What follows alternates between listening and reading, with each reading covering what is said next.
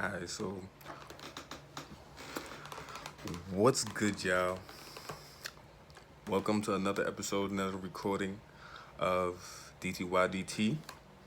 Alright, deeper than you don't think. Right? Uh, it's a show where me and my co-host we came up with the idea to use our life experiences and biblical principles to, gain understanding of different trials and tribulations of what's going on in our life and whatnot. So, first, my little disclaimer. First, I am a man of God. Secondly, my beliefs and ideas are like clothes. So I am not my beliefs and ideas. And when they don't fit anymore, I remove them and replace them with new ones that fit. Right? So today we're gonna be talking about transition, right? Because there's a lot of different things that we go through in life, and sometimes we can't really gain understanding of what's going on or which direction to take and whatnot, and what exactly is our next step forward. And these are the things we don't really talk about sometimes, or sometimes we don't even know how to explain what it is that's actually going on with us, right? So first, I'm gonna start off with the definition of transition, so we can gain a better understanding of where we about to go with this, right? So, transition, movement, passage, or change from one position, right, or state, or stage, subject, concept, or to another, right? Or with all that, change, right? With transition, it could represent a lot of different stages in our life, or a lot of different perspective on how we looking at things when we look at different point of views in our lives, right? So, in a movement, stage where we should be actively doing something, right? Sometimes we want to be sure on certain things to make sure that we want to be sure on certain steps that we take or certain things that we actually step out to do. We want to be sure, but sometimes we don't know the outcome of whatever that is until we step out and do it. You know what I mean? The unsureness of it, right? Sometimes can be a hindrance, right? And that could cause you to not be moving at all, applying your work, your hands, or your ideas to something that actually, can add to the transition that equals movement, right? Or like changing from one position to another, all right? So, for instance, say you working at a place and there's a transition in the workplace where you go from like being a cashier to either being manager or something like that. With those, there are different things we have to actually incorporate in that transition to being a different staff. Or even when it comes to like our prayer lives and Bible study and stuff like that, you have to change the position how you study and how you read different things and how you put different stories and stuff together to actually understand what you're going through. You know, even when from changing from positions or changing in different states, not like the geographical state itself, but more of like your mental state. You know what I mean? So that's going to require your mental state to be on a different level of thinking, a different level of understanding, a different level of actually working problems out, problem solving, you know? Same thing as like if you're changing the concept of something, you know, it goes again for like the way you think or the way you come up with problems, or not the way you come up with the way you come up with solutions for problems, you know. So will have to change the concept of how you originally think or formulate some of these things, right? So for one thing with me, what I had to recognize in in transition, right? I'm gonna talk about one part of transition. This is very big too, because one of the most biggest transition I've had to make in my life is transitioning from actually working a job into entrepreneurship, and not really blindly, but in a sense of it's like all or nothing, you know? And no matter what point I'm starting from, it's really like all or nothing, right? So a trend the part about transitioning was actually being more physical in my work, right? Because I'm really good with my hands, you know. Little construction, building things, hands on, you know, painting, carpeting, cleaning, regular stuff hands on. And you know, there's some of us who it's easy for us to pick up things, you know, especially when when it's hands on, you know. Pause. But but for one of the, so one of my transitions was actually, you know, transitioning from the workforce to actually entrepreneurship. So part of that, or the difficulties and the struggles, was actually finding and understanding what field I was gonna go into, and if I wasn't gonna go into any actual certain field, right? How am I gonna create the field that I'm actually looking to provide, right? And that transaction is being, I had to kind of think of how can I be of value other than going to somebody else's place and making them rich? Because their job is not to make me rich at a job place, it's to make them rich. So now I gotta think on not really just about getting rich, but where in society or where in the world I can be of value. And that was like a kind of a difficult transition in the sense of understanding who I am and who I was called to be, and not looking to fit into society, right? Because a job is something that you do to fit into society, right? So within that transition, right, and realizing those things of you know, what field I'm going to create, what field I'm creating for myself, it was part of it's not about what I had or what I was getting out of you know, transitioning into an entrepreneur. I had to basically bring my thoughts back and bring my thinking back to was basically getting myself to realize what was already given to me, right? And from experience and doing research and whatnot, a lot of entrepreneurs, right, they had to notice what was already given to them, right? Like I said, I started to look of where can I be of value in the world, and I had to understand that and, you know, work on that, cultivate that, and hone that, right?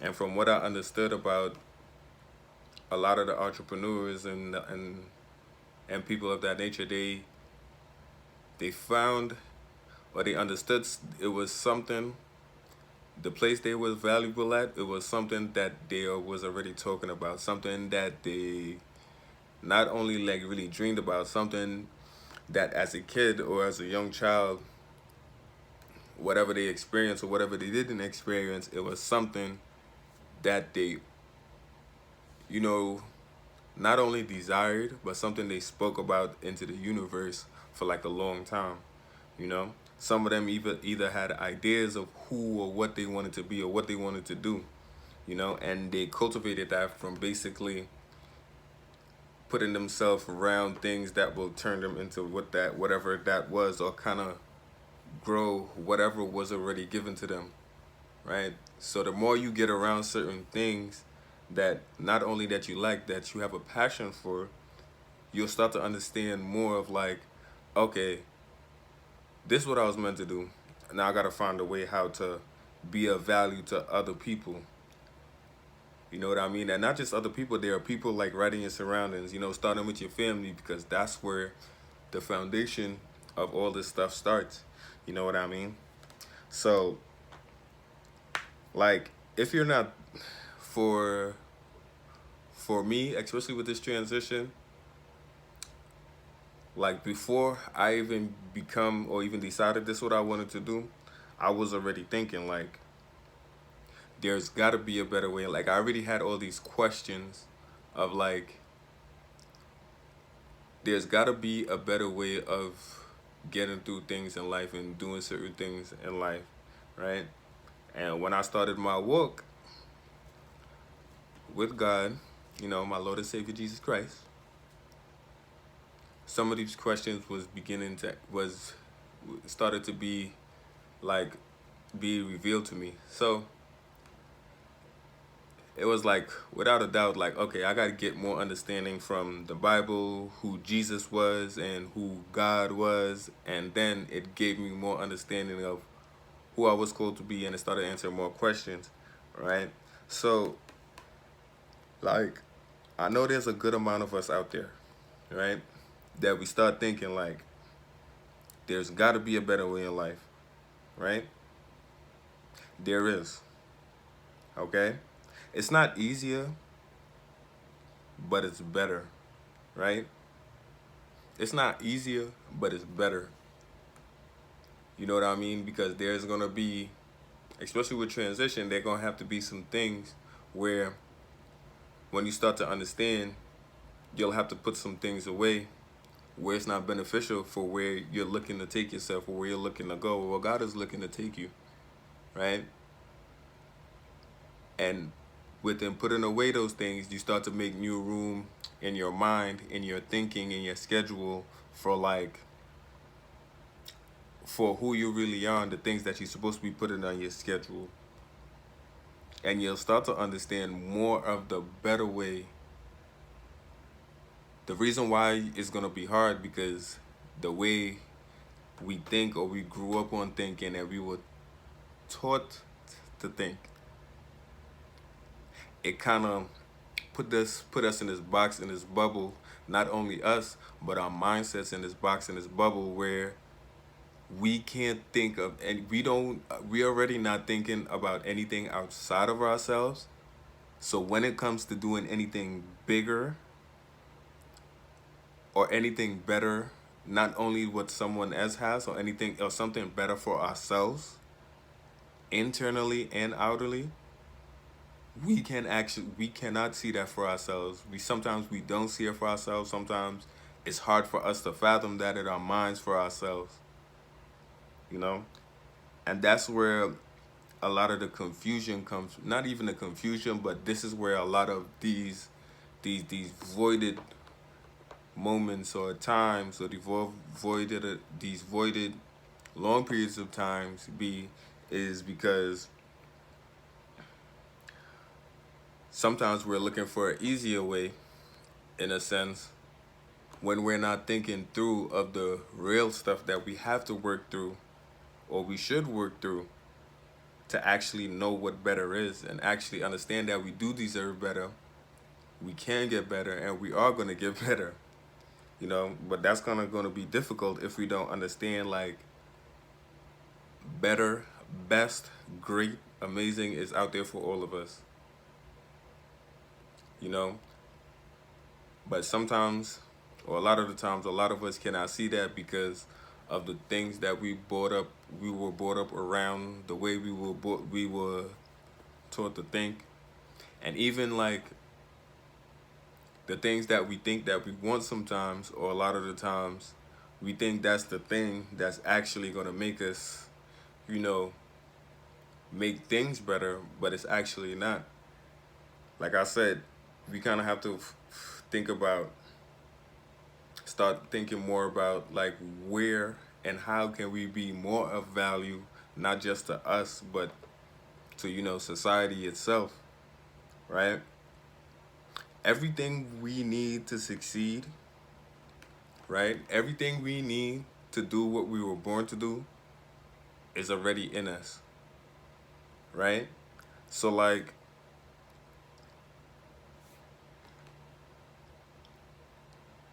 you look at a bird.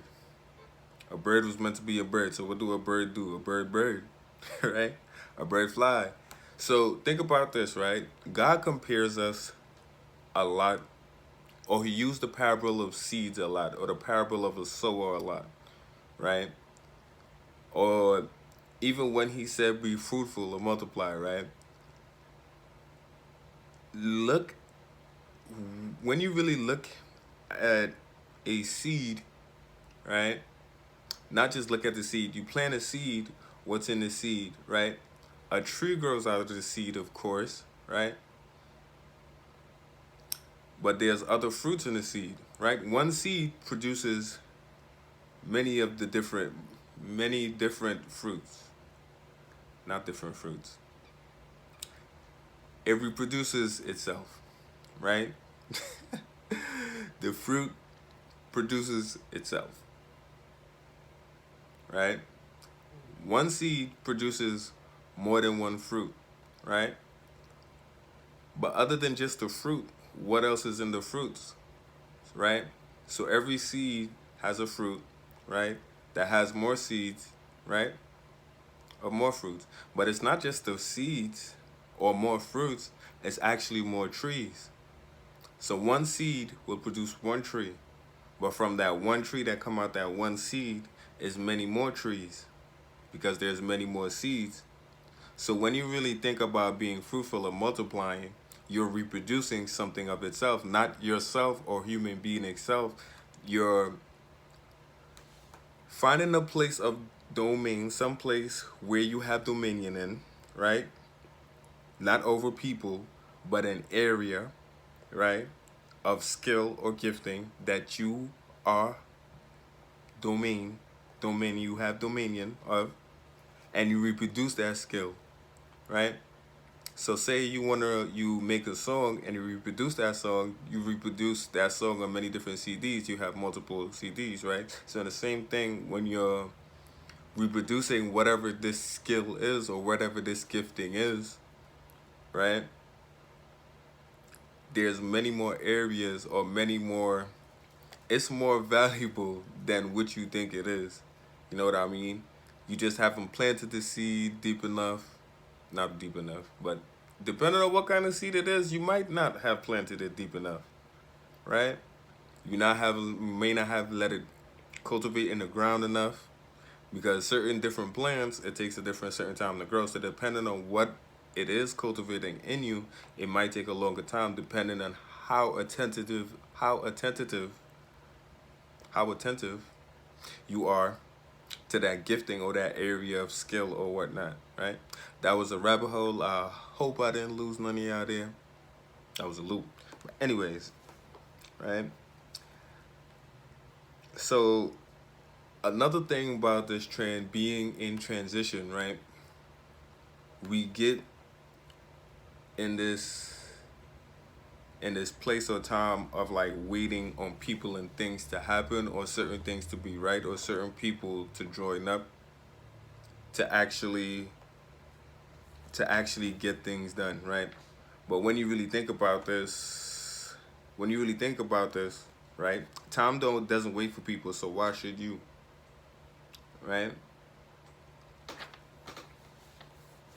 Even if you're looking to be on time, ain't like time is waiting on you, right? So even if you're on time, time is not waiting on you. So anything can happen in between then. So in the meantime, what are you doing? There gotta be something you can do in the meantime waiting on someone or something to happen. In this moment of transition or any moments of transition, there's always something you can be doing. I would say should because, to be honest, in times of transition, why are you sitting around? There's other things you should be picking up and certain things you should be putting down, right? Things you should remember and things you should be forgetting, in a sense, right? So even with time not waiting for people, right?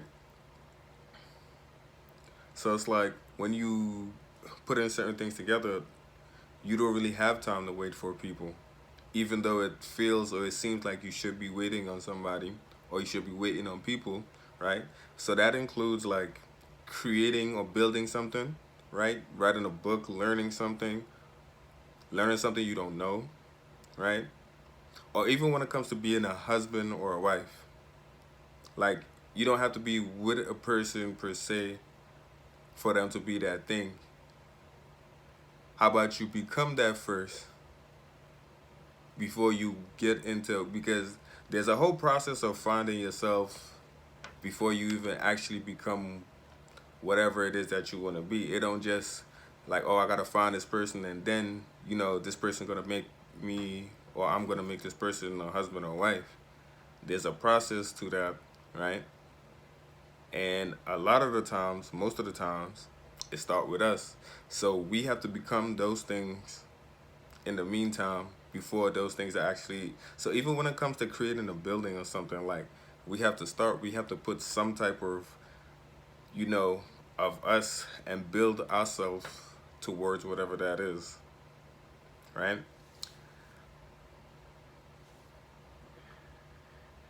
This is something I heard like from Jordan Peterson. I don't know if y'all, if y'all know who he is, but he's a really good I don't really know what he is. I won't say a scientist or something like that, but he's a great thinker. I know he wrote some books and stuff like that. I've been meaning to get some of his books, but he speaks really good and he knows a lot about basic human psychology, more than basic human psychology, but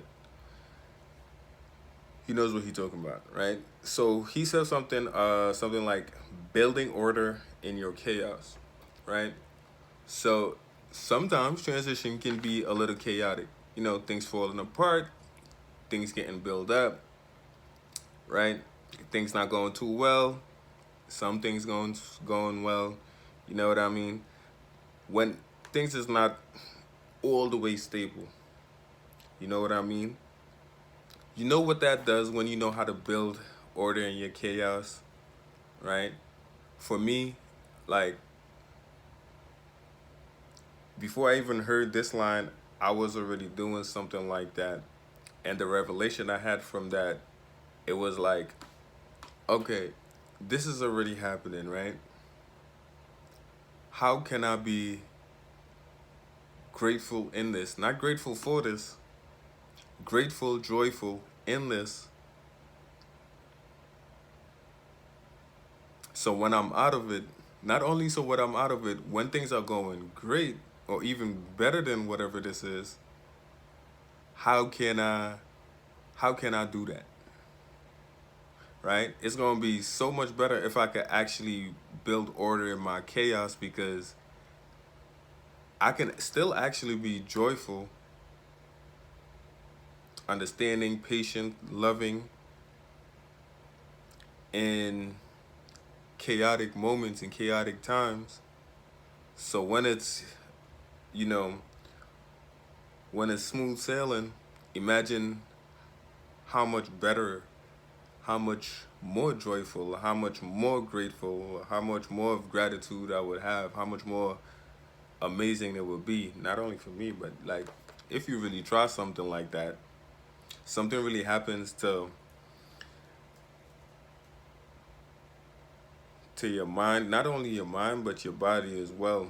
You begin to feel this calmness and this understanding of like, I don't really have to handle things like how the world handle things, you know?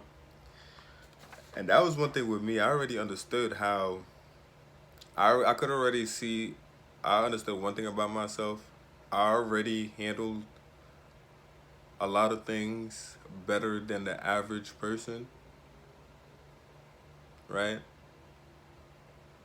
But I wasn't all the way yet. I wasn't all the way there yet.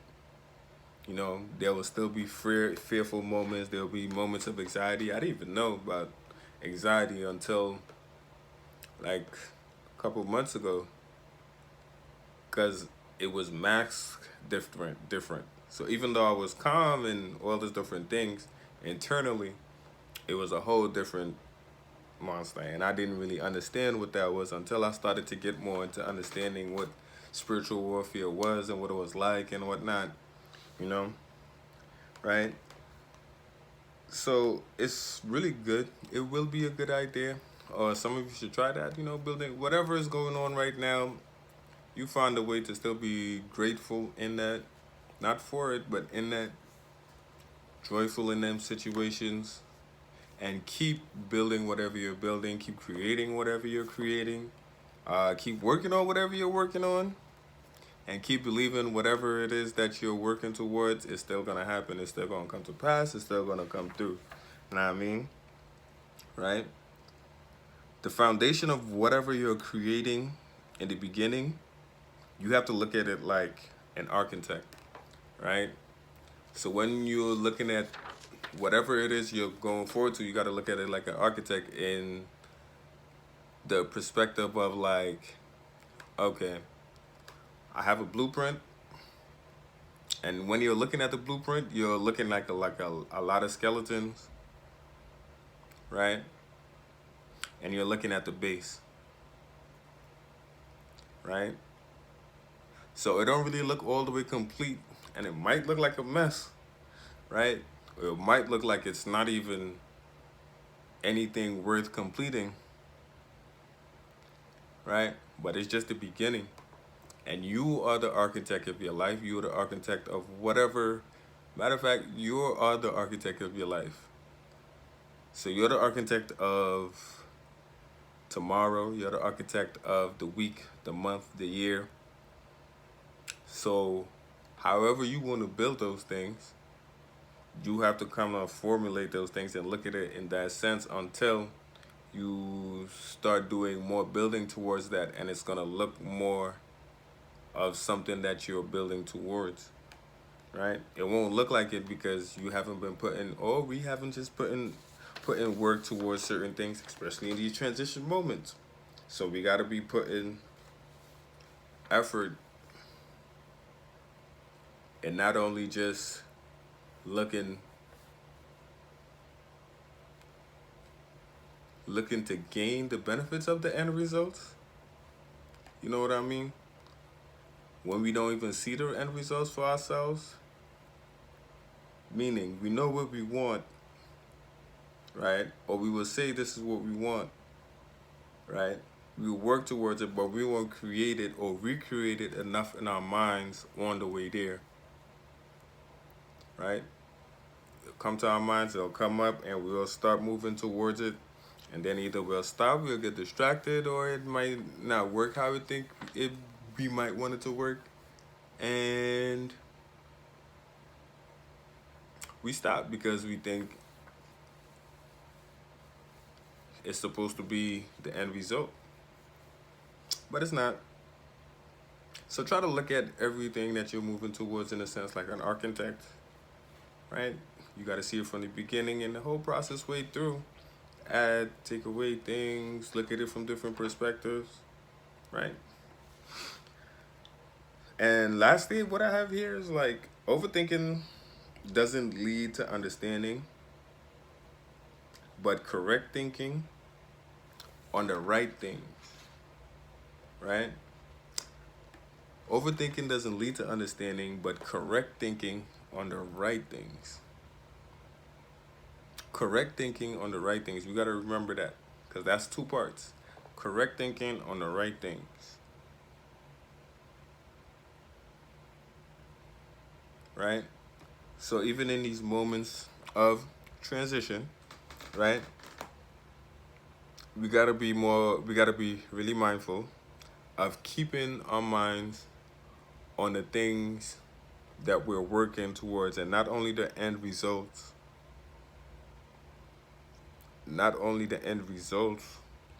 per se, but staying on track on the things that we can remove and we can actually add to, right? So there's two parts to that last part, right? Correct thinking on the right things, right? So hopefully that helps somebody, right? If this helped you or you know someone that this can help, make sure you share it, right? Make sure you drop a like, okay? And I'm gonna see y'all on the next one, all right?